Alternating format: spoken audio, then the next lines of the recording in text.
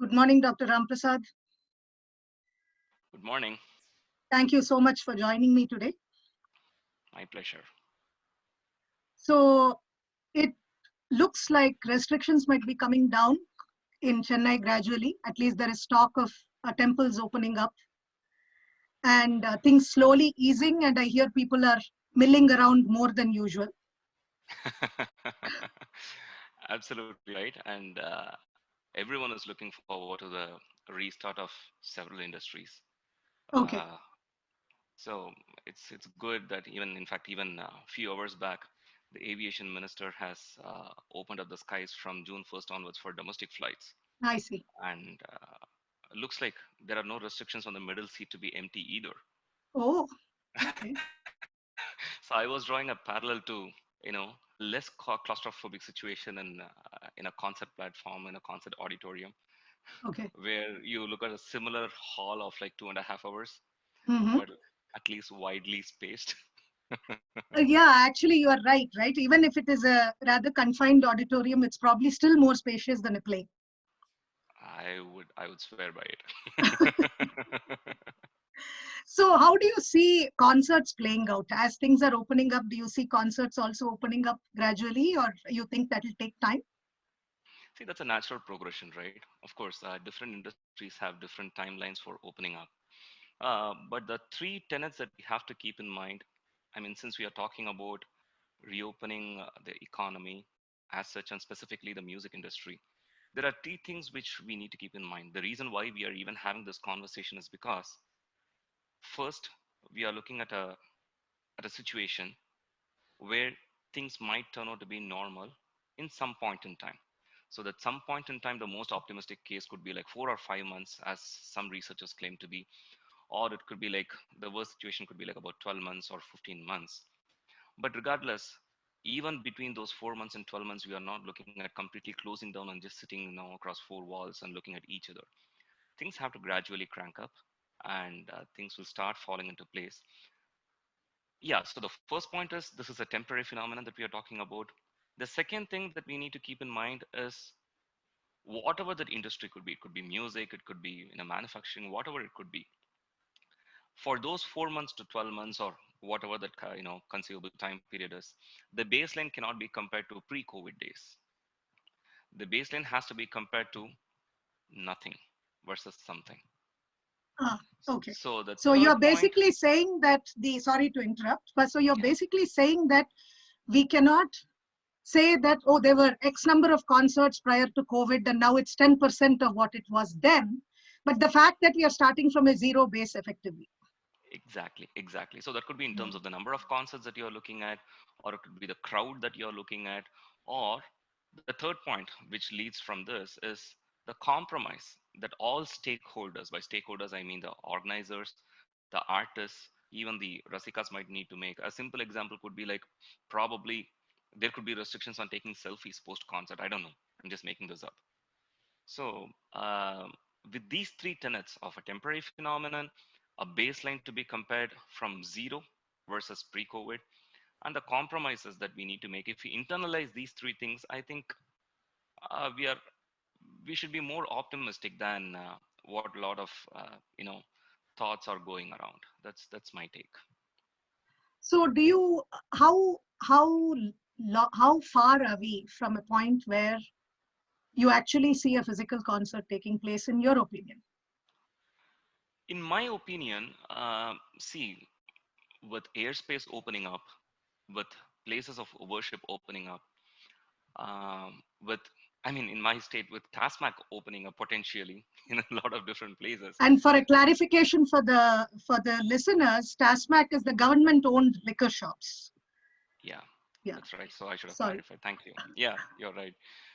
So if I'm just trying to compare a scenario of concert goers versus people who queue up, um, let's say across the liquor shops here, I'm just trying to see that the crowd that you typically come across in a concert scenario, they are relatively a bit more educated and a bit more socially conscious and aware than I would think of the normal crowd that you would see around a Tasmac shop, let's say. Uh, so in that regard, probably if there are restrictions in place, let's say I'm just coming up with this. I don't know. I have no idea. Let's say if the organizers say that I'm going to fill only the alternate seats until you know I get a complete order from the government saying that everything is perfectly fine, or probably we have enough evidence to show that there is herd immunity, so everything is life is back to normal. Just making this up. Um, I think people are going to adhere to it, and that is the first thing from the audience perspective. That is a clear in my mind. Second thing, there is definitely a 1.5 2 meters distance between the artist on stage across each other. So Absolutely. I don't see a problem there either. And this is not like such a social or a festive event where you see a lot of hugging or whatever. So there is definitely a social distancing by definition that happens in a concert, scenario or a concert, setting. So with these caveats in mind, um, I see absolutely no reason why concerts should be opened up the time a task is opened up. Ah, So okay. So that's we my are whole basically talking June 1st, right? thing. Could potentially. Well, I mean, Potentially. I have no I have no idea if Tassmac shops are going to be open on the 1st of June. Okay. I know for a fact that domestic flights are open. If domestic flights are open, I see no reason why concerts auditorium should not be open. So Yeah, it's that's actually my an position. interesting. As a frequent flyer, I completely agree with you that in the sense that I would anytime put a concert hall at a better See, situation than a flight. I talk of recycled air in a much smaller space with people you have no idea about. Um, so, what do you think about the fact? I mean, people are one of the biggest arguments is that the things that are opening up are essential services. They are to get people back to work. They are to get people back to normal functionality in order to survive, in order to earn a living, in order to provide essential services for themselves, their families, and to others. Then there is the whole set of people who look at art and artists, in which Carnatic music and all music is also included, as as a luxury, something that we are not in a position to think of at this time when there is so much of mental angst, so to speak, with the anxiety and the uncertainty. More than the anxiety, I think it's the uncertainty that causes the anxiety. So, what would you say to the if someone were to say that it is flippant or maybe irresponsible for us to think that art can open up at around the same time that flights open up? So because to play devil's advocate, there's always the case of there are families that are separated because they were caught on different ends of the country because the lockdown came so suddenly, so fast, they couldn't regroup and make it. Flights weren't available, etc. So that can be called an essential things to get family together. But art is art, and are we in the mindset for art right now? Would Rasikas come if the concert halls were to open up and the utilities are spent, the effort for the mic men, the employees are all put in? People don't show up. Is it going to be worthwhile? Are people going to get frustrated, disgruntled, even concert organizers, for example? see, I'm going to answer your question in different parts. Let me just take the reverse order. Mhm. So you were talking about, displaced families. Obviously, entertainment is a choice, okay, and rationality would prevail. So obviously, people who are in such a distress that you are mentioning about, obviously, art is a last choice for them, right? But there are other people who are fortunate enough to have life intact, and if for them, if you give a choice of attending a concert, and if they have a choice to exercise, why not open it up like any other industry? A. The second thing, you're talking about livelihood, and think about the livelihood of music for musicians, right? Several musicians earn money by performing, right? So it's a livelihood for them as much as it is a livelihood for any other government employee. He might get a regular paycheck every month. Here, we get a paycheck or the money or whatever you call it, the remuneration, whatever it is, after a performance, right? So it's a livelihood for musicians like me, right? So I don't know how different it is. And always it's always a question of choice, right? It's not like an all or nothing, right? That's principles of economics. People make choices at the margin. I mean, people who choose food over music are not going to say that I'm going to live my entire life eating food and doing nothing. Or people who choose music over food are not going to say that I'm going to live my entire life listening to music and not eat. It's just a question of how much food you're willing to give up to listen to some quantity of music, and vice versa. So it's not like an all or nothing case. So that's a principle of how people make choices, how rational people make choices. Yeah. So Mm. in that regard, you have everything. So it's just a question of at certain point in times you do more of something because the priority is greater, right? So if you look at the last 2 months, the priority has been totally out of arts or entertainment for that matter. It could be sports, it could be movies, it could be, fine arts, it could be anything. So totally we were like, it was zero, right? We are even talking about reopening because all the other sectors are planning to reopen. And my question is, why should art be an exception? Yeah, sure, it's a luxury for certain people. It could be a necessity for so many people. And here I'm going to slightly go off in a tangent. Certain things are not quantifiable, Lakshmi. Just because, I mean, I'm forced to draw a parallel here. So in these situations, just because affection and care cannot be quantified or measured, would you say that, you know what, parents' care is the last thing that children require now? They require only food. Well, I don't know, right? I cannot quantify that. That doesn't mean that it is not important. And unfortunately, again, I'm going on a tangent. We require the Western science to prove that something is good, and therefore we will consume it. Let's say during these times, right, a scientist from a Harvard or an Oxford or a Cambridge, someone comes and says that, two things which would help people to cope with COVID are living with parents and music. You will see all old age homes empty. Okay. And all concert halls full. I bet. Okay. We require this assurance from a white man in his slang saying that, you know what, this will work. We will accept. So, unfortunately, we are not making choices for ourselves in the right way and the way that we think it works best for us. Just think of a simple situation.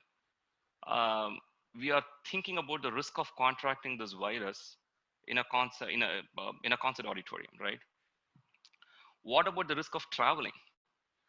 If you look at the risk of fatalities, especially in Chennai, that's perhaps the highest. Okay.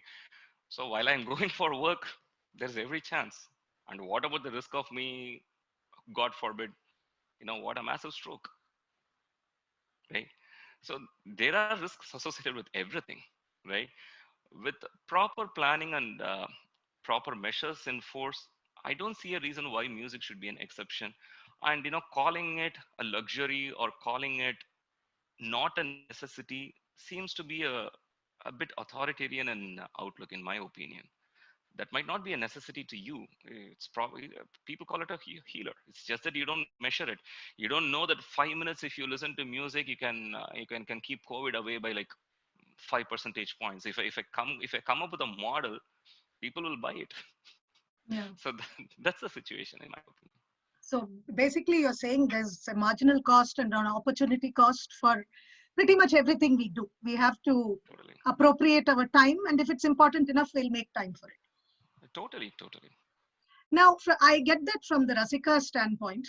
Um, is it economically going to be viable for a Sabha right now? And I ask you this question. I realize you are not a Sabha or an organizer of concerts, but you are an economist by qualification. So, because of that, I ask you: do you think it is economically viable, or it makes sense for organizers to start organizing concerts now?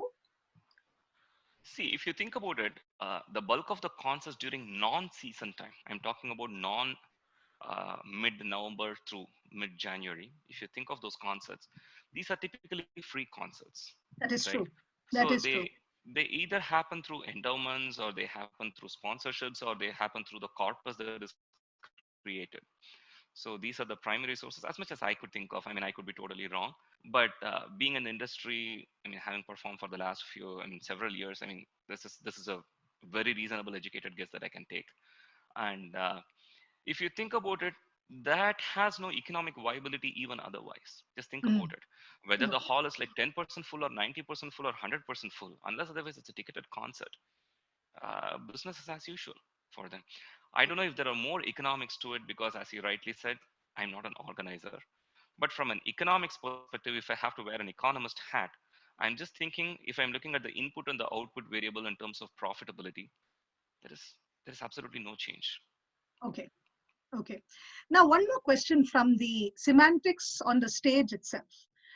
If you look at the artist in the center and the artists on the sides, for right now, I'll assume they're a violinist and a mridangist. The physical distancing recommended guideline of 6 feet or approximately 1 meter is more or less maintained on a stage. Potentially, one could talk about the tambura artist not meeting that guideline because they're usually seated quite close behind the artist. So, is this going to make for some changes in the interim in how concerts on the stage are actually going to be implemented? I mean, are we going to go to fully to electronic tamburas? Are people going to Uh, think, have second thoughts about a second percussionist? Because again, that is another case where sometimes the 6 feet to 1 meter distance is not possible. I mean, there are large stages in certain auspices. There are also small stages where it's quite cramped. as I said before, I mean, nothing comes free. Okay, there are going to be compromises. But if you ask me personally, if I would make the choice, I would try to make everything work Okay. uh, with the norms that is prescribed. So if it entails the Upapakavadyam to sit a bit farther, I will still go for the Upapakavadyam and make it work. Okay. And if it still entails like I have to maintain like a 1.5 meter distance from the tambura, probably I'll just make alternate arrangements as keeping a mic for the tambura or keeping the Ah, mic for both the tamburas. okay. So I wouldn't make any change. I'm a person who will think of coming with solutions, coming up with solutions, rather than just saying that I'll cut this off. That doesn't make sense. Okay. Then at the worst situation, you're just cutting off a concert itself. Right? Mm. Yeah, So the true. point is trying to see how to make things work rather than how to get away from this. So that's my position. Do you see any permanent effects because of COVID in that will linger past the period when the government declares all is normal? Just the overflow from the anxiety and the things as they have played out. You know, the fact that people in our lifetimes have not gone through something like this, where life pretty much came to a crushing halt through most of the civilized world. So, what do you see are going to be some of the major lasting effects post COVID? So the response that I'm going to give you is going to be a combination of my training as an economist, my work in health economics, my work in epidemiology, and obviously as a musician, predominantly as a musician. So it's not strictly a musician's perspective. I have to Mhm. give you that upfront. See, even something as COVID itself doesn't seem to be permanent once you find a vaccine, once you find a cure. So you're talking about the effects of COVID. So obviously, if the source itself is not permanent, the effects, I don't think, I mean, we don't have to worry about that being permanent. As I said before, the reason why we are even having this conversation is because we haven't found a vaccine or a cure. If we had by this point in time, we would not be having this conversation at all because life would be just as normal as it was before. In fact, the changes that I see are more optimistic in nature. People are going to be a bit more sensitive, hygiene wise, a bit more sensitive in social distancing. I mean, I think it, in my opinion, it's just turning in for something better that we are looking for, rather than negative. That is my opinion. Having said that, as a musician, again, actually, I don't see any long lasting negative impacts.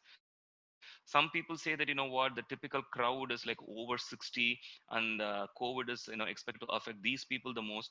But look at the statistics in India. It's just the opposite.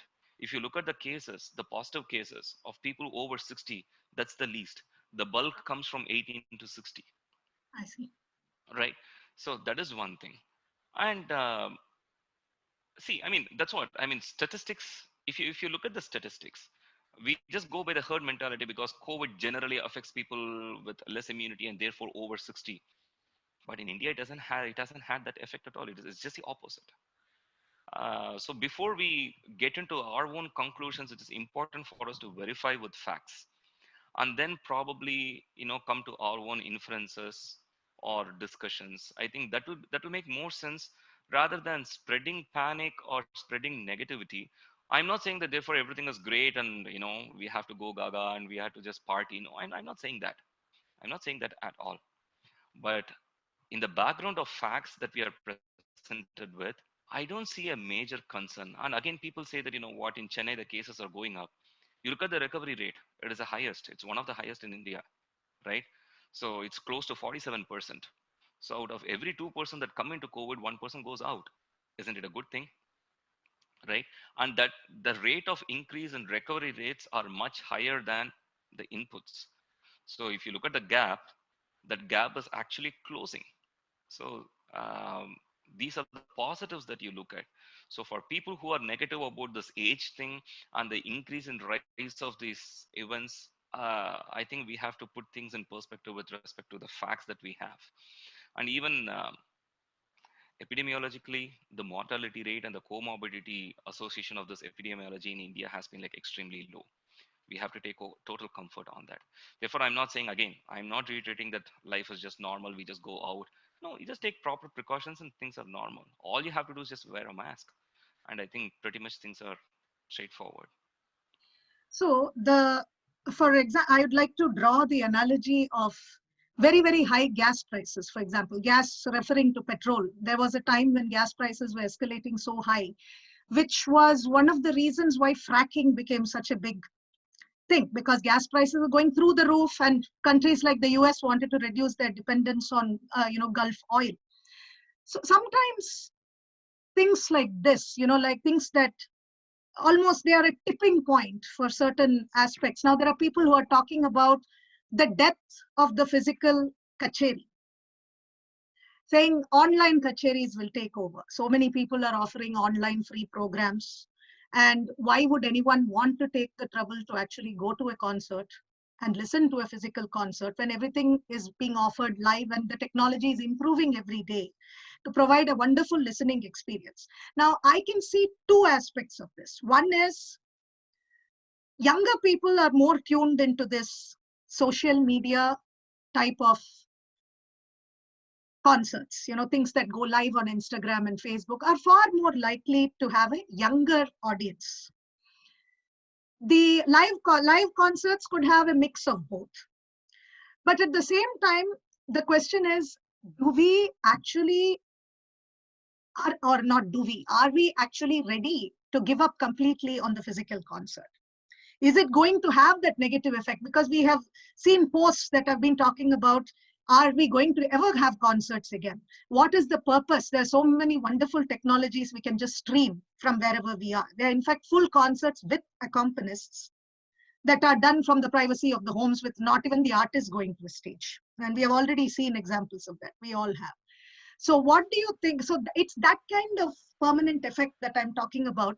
Is it going to have the positive effect of possibly getting more youngsters to tune in, because they are now used to, just out of sheer boredom maybe, they have now started listening to some of these Facebook, Instagram live programs and coming to classical music, classical Indian music. Would it have a beneficial effect? Or could we perhaps see lesser people in a physical concert, at least for a while? See, I mean, the question is, the last word is something which I want to ponder upon. You said for a while, but the Mm-hmm. first part of the question was permanent. So I'm going to neglect your for a while. Okay. Oh, okay. So I'll just go. I'm going to talk about the permanent effects. Yeah, because there are two aspects here. Because one is, I am just like, see, fracking is now a permanent effect. The gas prices went up, but fracking is here to stay. And the fracking is not going away. That is a permanent effect of high oil prices and of the, OPEC raising the prices so high. But that doesn't mean we've stopped using gas either. So that is the kind of thing I'm talking about. So the fundamental difference between a fuel and an art form is the experience that you get in an art form versus the utility that you get from a product. Okay. So as far as fracking and a conventional oil is concerned, it does the job and we are fine with it. But art form or any kind of entertainment, there is something more than that. There is a feel or an energy that you get, right? So in a live concert, there could be a lot of mistakes. Okay, there could be Shruti misalignments. There could be slight misunderstanding of music based on stage. There could be people slightly walking off, which is so typical of Indian concerts. I mean classical music concerts.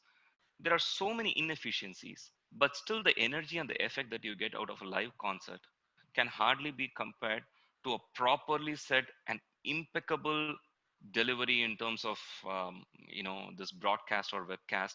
It could be so perfect, but plastic is plastic, right?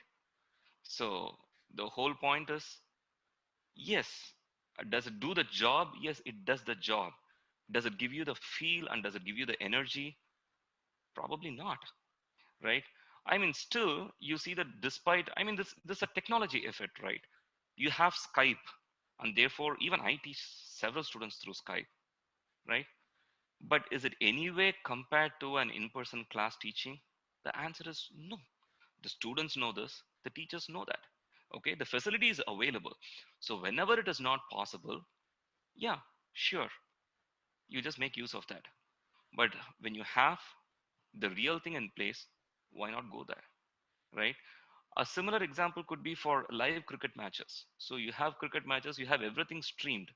Do you see do you see the stadiums empty? You have the best of technologies to watch Wimbledon on like a live screen, like which is gigantic. Do you see the stadiums empty? No. So I would never think that a real experience that you get out of listening to a live concert can be substituted by anything. You can have the best of technology. You can have, I mean, in fact, you can achieve more perfection in a setting like online or even that's why if you look at studio recordings of concert, you're able to iron through all the mistakes, right? So it sounds like just perfect, great, but you get the same feel as you get in a live concert. The answer is no. So this is totally negative, and this is an incomplete analysis if somebody says that they see the end of actual concerts. I see that it's like totally shallow. So you had mentioned about war concerts earlier. Because a lot of people think this is unprecedented. So what you said, actually, though the underlying reason might have been different, it did cause a big interruption. So could you tell us and tell the listeners a little bit about that, given your experience with your grandfather who was around at the time when that interruption took place? So And this for is the what I listeners' sake, I will just add Dr. Ramprasad's grandfather is the legendary Mridanga Vidwan Palakkad Shri T.S. Mani Iyer. So he has a lot of historical perspective that he can share with us with another interruption that took place, not pathogen related, but due to the war, which Dr. Ramprasad would talk about now. so this is what I heard from my father say, and my father heard it from the closest disciples in the clan of Manitata. Mm. So this is like a third hand information. But I will do complete justice to whatever I heard. So I'm just going to relay whatever my father told me. So Sure, there are no please there do. are going to be no distortions here in this No channel. problem. All Please right. do. So he used to say that during the Second World War, um, there used to be concerts which were called war fund concert. And my father used to, funnily say that my grandfather had no idea how to even call it. He would say Waffen Con and Waffen concert. Nobody had any clue what was a Waffen. Okay. Then he decoded it was War Fund concert. Okay. So for those specific time period, for like a few months together, life was not normal, obviously. And he used to say that people used to, shut down lights by 7 p.m. or 7:30 p.m. And sometimes the sirens used to go on during the middle of the concert, so everything would be stopped. And it seems one of the closest disciple of one of the most senior disciple of Manitata used to say that there were also bunkers that were arranged. So during the concert, people used to get into the bunkers, including the artists. So this actually my father said told me yesterday when I was talking to him about this. I So see. there have been several distortions this way. Um, Carnatic music has survived. Real life concert has survived those things, and it was as existential a crisis as what we face now. Right? It was not pathogen Right. related, as you rightly said. But again, life was at stake. I mean, you never knew. Uncertainty at its highest, and livelihoods hit, lives hit. Right. So I mean, there is definitely a parallel to this, and artists have survived. This art has survived, and it has thrived. And despite all these technological innovations and everything, things have survived. And for several months during those World War times, concerts have still happened, from what I understand. Obviously, I wasn't alive. Perhaps even my father wasn't alive. So this is what we hear.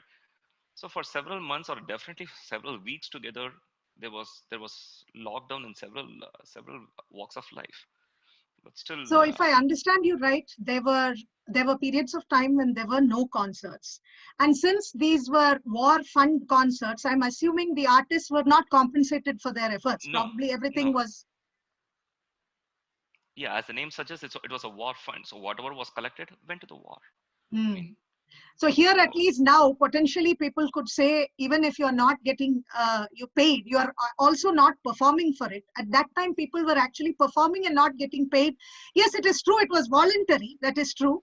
But now you have the option of not singing or not playing if you want at this time. But there, that option didn't exist. It was a sense of so, patriotism and so many other issues that came into play, right? so if you look at pure economics, look at the kind of luxury that we have. By we I mean artists. Mhm. So there are several sources of earning through teaching. There is earning potential through online concerts. Let's see, and by definition, we have smaller families. Then the families were so big, there were so many mouths to feed with one income. There was no joint income either, right? No income. I mean, teachers never used to get money for what they taught, especially in music.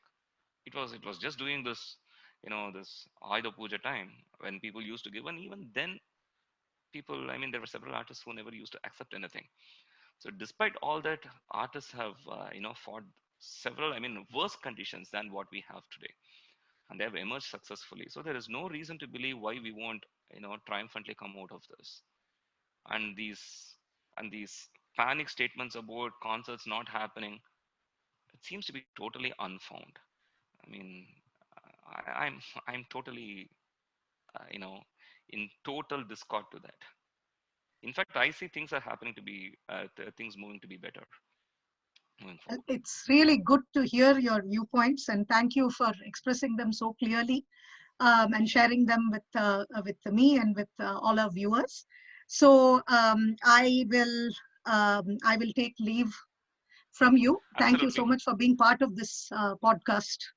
absolutely. I would like to reiterate that again. I'm positive, but I'm not saying that people should risk their lives or people with comorbid or like less immunity should just walk around happily. I'm not at all saying that. I'm just saying that music industry is no different from any other industry. If other industries can partially open, we can make careful choices, informed choices, maintain social distancing, take all the precautionary measures, and still attend concerts, and things will reopen. That's the way things will reopen, and we cannot sit and just wait for a silver bullet to fall from somewhere in the sky and just say that things will be fine from today. It requires some kind of conscious effort from us as well, from the entire diaspora, from the rasikas, from the artists, from the organizers, to consciously make effort to kickstart in any possible ways.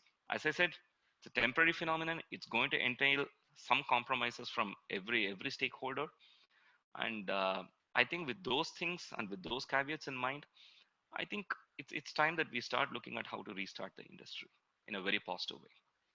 Thank you for that very clear message. Again, that was Palakkad Dr. R. Ramprasad, Carnatic vocalist, who was sharing his thoughts with us about resumption of concerts amidst COVID-19. And I use the word amidst carefully because at this point, we don't know when it is going to end. So we are going to assume it's going to be part of us, become part of our life like the common cold.